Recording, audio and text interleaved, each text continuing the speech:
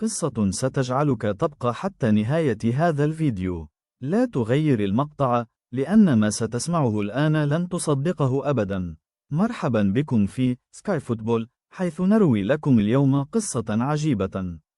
لاعب برازيلي في بداية مسيرته يلعب في الخليج، ثم يصاب بقطع في الرباط الصليبي وهو لم يتجاوز 20 عاما.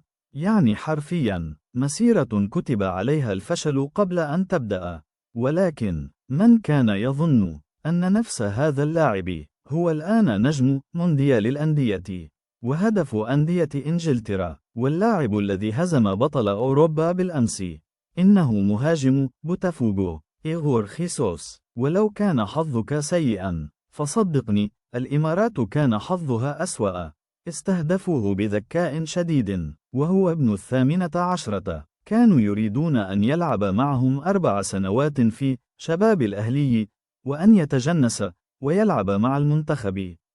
فجاءه قطع في الرباط الصليبي، فصبروا عليه حتى أصبح أهم مهاجم في الإمارات، ونيمهم وحصل على الجنسية هوبا. ثم انتهى عقده، فقالوا له جدد وسنمنحك راتبا قدره 10 ملايين يورو. فقال لهم مع السلامة.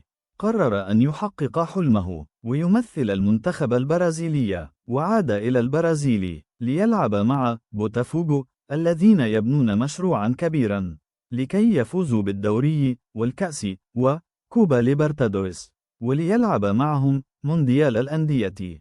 في أول مباراة يهزم سياتل، وفي الثانية يهزم باريس سان جيرمان، ويتوج بلقب نجم المباراتين. ثم يذهب إلى المنتخب البرازيلي ويفصله خطوات قليلة عن التوقيع لنوتنغهام فورست في إنجلترا.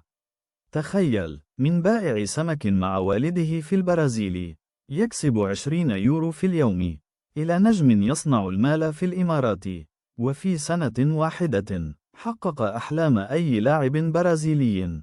والآن ينطلق في مسيرة تاريخية وعمره 24 سنة.